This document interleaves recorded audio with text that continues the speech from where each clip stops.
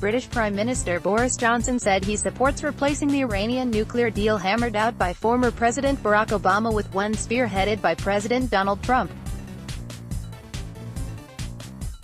The Obama-era deal, known as the Joint Comprehensive Plan of Action (JCPOA), saw Iran agree not to build nuclear weapons, although it had limits that critics said were too soft and were set to expire in 2020.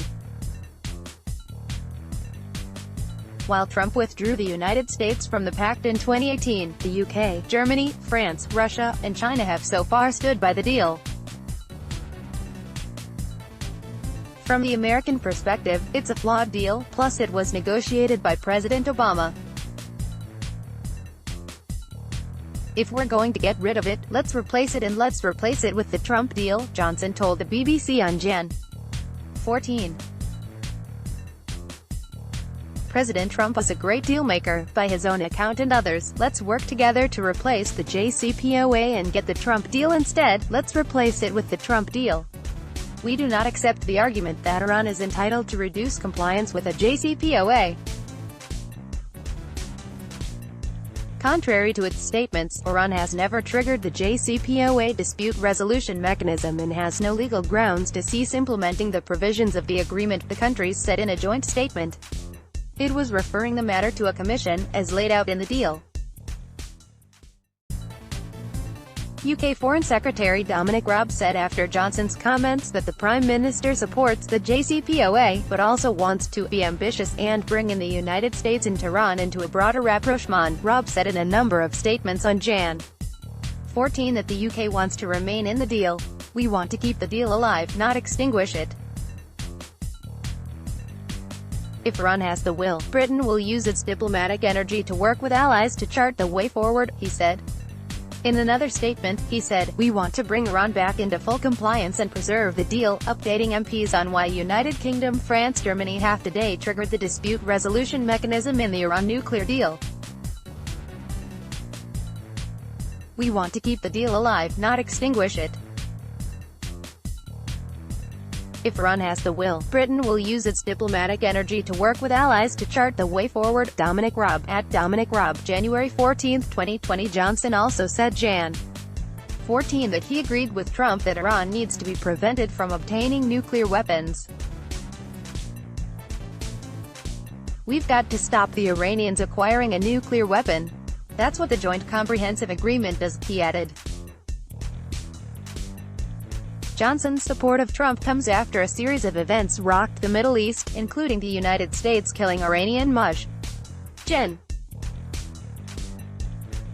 Qasem Soleimani, Iran firing missiles at Iraqi bases hosting troops from a number of countries, and Iran accidentally shooting down a Ukrainian plane carrying 176 people from 7 different countries, including the United Kingdom.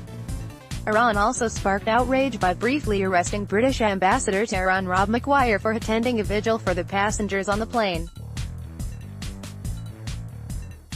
Thanks for the many goodwill messages. Can confirm I wasn't taking part in any demonstrations. Went to an event advertised as a vigil for victims of PS 752 tragedy. Normal to want to pay respects. Some of victims were British. I left after 5 minutes, when some started chanting. McGuire said after he was released. A woman shouts slogans as she gathers with people to protest in support of the victims of the crash of the Boeing 737-800 plane, flight PS 752, in Tehran, Iran, on Jan. 11, 2020.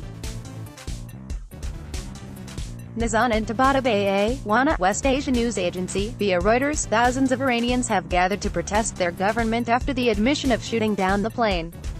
In at least one locale, security forces purportedly fired live ammunition at protesters, according to witnesses. U.S. officials have said they support the Iranian protesters, and Trump warned Iran's leaders not to harm any demonstrators. Human rights groups said hundreds of Iranians were killed in anti-government protests late last year. Johnson told the BBC that it's good that Iran admitted to shooting down the plane, and that they apologized for what happened. Clearly, Iran, as President Rouhani has said, made a terrible mistake. It's good that they've apologized, Johnson said. The most important thing now is that tensions in the region calm down. I was actually in Oman just over the weekend talking to the people in the region, and they don't want the military conflict between the West and Iran," Johnson added. "Let me be very clear, I don't want the military conflict between us and between the United States and Iran. Let's dial this thing down." Follow Zachary on Twitter, @ZachStieber. Let's block ads.